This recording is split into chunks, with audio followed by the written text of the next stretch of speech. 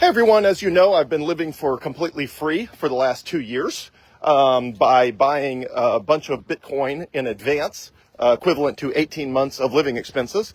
That Bitcoin has radically increased in value, far out exceeding my monthly or weekly or daily expenses, thereby enabling me to live 100% off the appreciating price of Bitcoin for the last 2 years. Now, it's not just keeping up, it's like way ahead. So I don't know what the number is, but I started out with 18 months of living expenses, moved over to Coinbase in Bitcoin, and exclusively using the Coinbase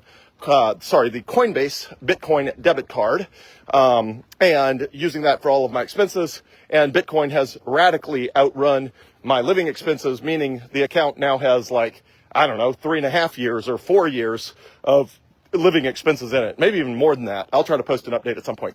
But there's actually two different strategies you can pursue when you are trying to live for free on a Bitcoin standard. One of them is to front load Bitcoin into an account like Coinbase and then use a debit card tied to that Bitcoin. Wait to spend that Bitcoin until the price of Bitcoin has risen by at least somewhere between 15 to 25%. And then obviously not spend the Bitcoin if the price drops back down to whatever you paid for it. But anyway, that is the strategy I use. It's working fabulously well. Well, I posted a couple videos from Jack Mallers. Jack Mallers is fantastic. He is brilliant. He is the founder and CEO of Strike, Strike, which is a Bitcoin company. They do a lot of different stuff, especially around international remittances and just generally a platform for people to onboard into Bitcoin. The reason I recommend Coinbase is publicly traded, meaning they have a lot more scrutiny. And when I'm recommending anything to anyone, I'm always going for the largest, the most reputable, the least likely for something bad to happen option. And so I recommend Coinbase, and Coinbase has a debit card that lets you spend Bitcoin, whereas Strike does not. So Jack Mallers rolled out a feature that I don't think Coinbase has yet, which is bill pay.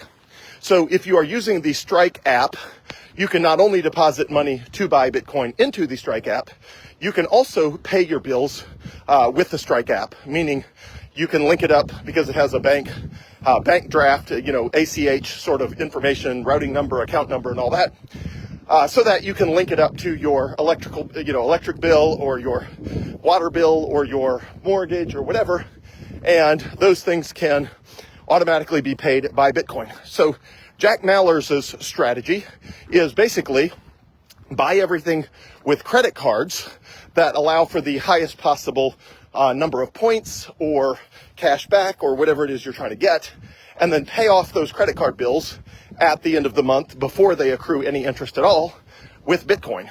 So both strategies work.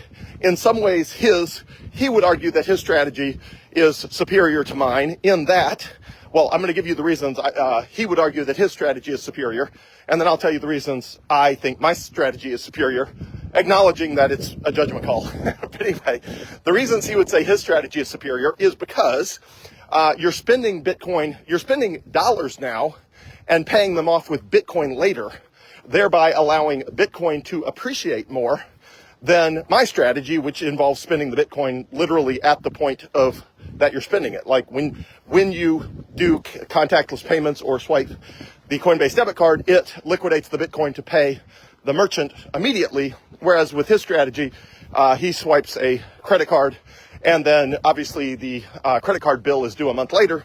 And so that enables him to pay off that bill with Bitcoin that has stayed Bitcoin an extra month before it was liquidated to pay the bill. So he would say, look, you can get, a lot of cash back dollars, you can get airline miles, you can get all sorts of crazy stuff with credit cards these days. So why not do that and then just pay it off later?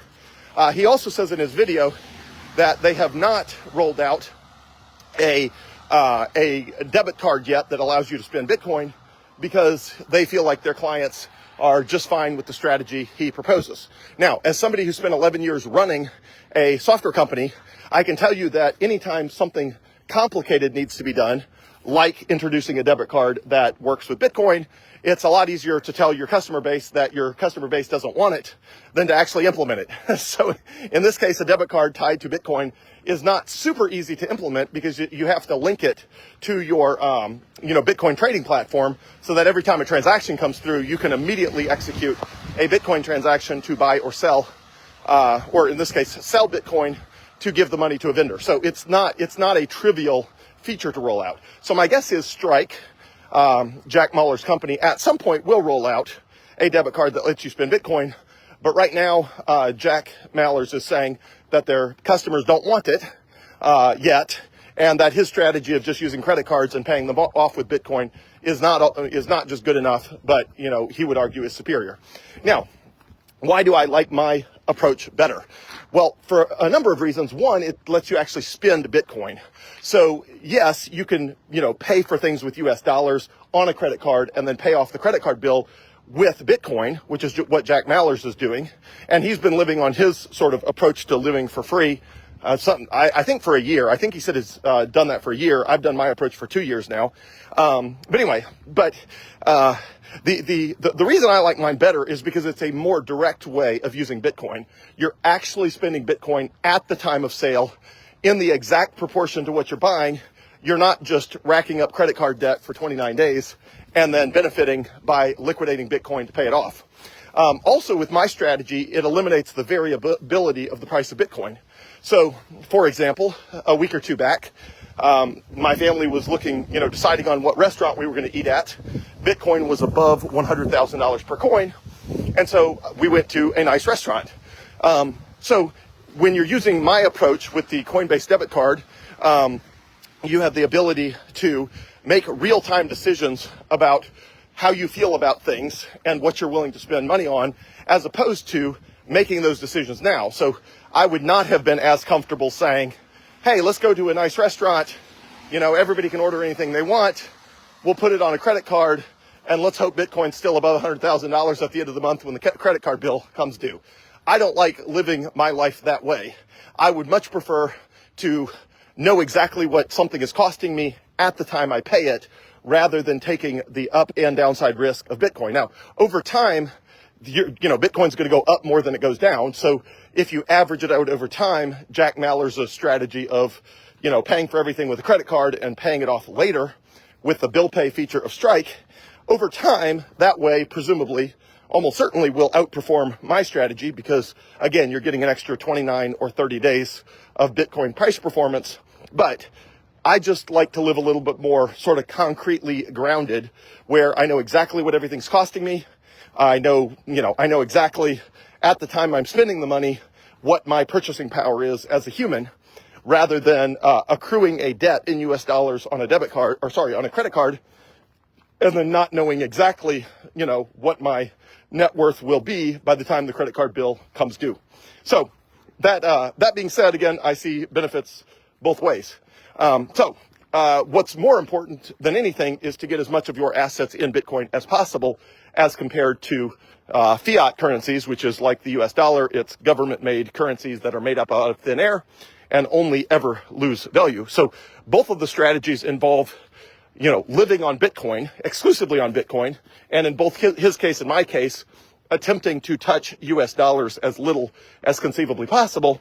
And in both cases, you can live almost completely free of US dollars, other than in my case where I still have to pay the occasional babysitter with a check when they don't have a better way of getting paid, or they just don't take Bitcoin or something like that, or, contractors for plumbing or something like that. Sometimes you just run into people that they don't take debit cards or credit cards, and they don't take bill pay, and they just want a check. So I have to keep some money in old school bank accounts to pay that sort of stuff. But anyway, so Jack Mallers has a great strategy. I feel like I've got a great strategy. Both of them accomplish the exact same thing, which is front loading assets into Bitcoin and then paying them off later when the Bitcoin has appreciated. The difference in my case is I'm front loading it and then using the Bitcoin real time as needed. In his case, he's front loading the Bitcoin, paying for everything on a credit card, and then paying off the credit card bill with Bitcoin. But both strategies work. His is clearly working great for him. Mine's working great for me. both of them are recommended. And again, I guess mine's more conservative because it means, you're never in a situation where you've got a credit card debt and then Bitcoin that dropped 5 or 10%. And then suddenly you're like, woo, that's a heavier credit card debt. I've been living high on the hog for a month and now I'm paying it off with Bitcoin that's down 10%. In my case, I never run into that because I know what the price of Bitcoin is at any given time, or at least a ballpark. It doesn't go up and down that much in very short periods of time. So I can comfortably know that, I'm never going to end up upside down ever. Now, in the case of my, Coinbase debit card, I'm so far sort of to the good side that it really doesn't matter. And I could easily do the Jack Mallers strategy, without any worries. Again, but I just like the certainty of knowing exactly what I'm paying at the time I'm paying it and being all settled up with the world all the time without ever really owing any debts to anyone outstanding. Versus in Jack Mallers' case, he's always got a credit card bill due at some point. And even if he pays it off once a month, the very first time he buys something on another credit card, he has yet another credit card debt hanging out there. And I just like living completely and 100% debt free. But both strategies work great. The last thing I'll say is great job to Strike for rolling out bill pay. So that's a fantastic feature. I don't think Coinbase has bill pay yet. I don't know what their plans are on that front, but good job to Strike for leading the way.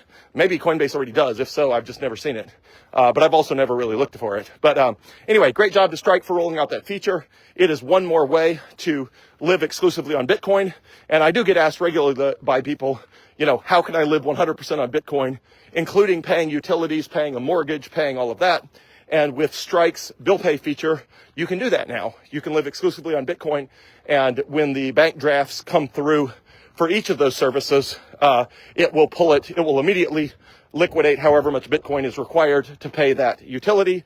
And it will pay the utility just like bank draft works on a traditional bank account. It's just the money sits in Bitcoin until the absolute last conceivable second, which is where you want it, because Bitcoin over time performs better than the US dollar. So you want to be sitting on as much Bitcoin as long as possible in all scenarios as you can, rather than sitting in US dollars and having to sit in that US dollar balance. So I am a huge fan of Jack Mallers. He's a genius. His company is great. Again, I recommend Coinbase mainly because they're publicly traded, and so they're just larger and they've been around longer and all of those things, but also because they have a debit card that Strike does not yet have. But again, good job for Strike rolling out bill pay. I think they're kind of the first to do that. I'm not aware of other providers that have that. So anyway, have a great evening, everyone. Thanks.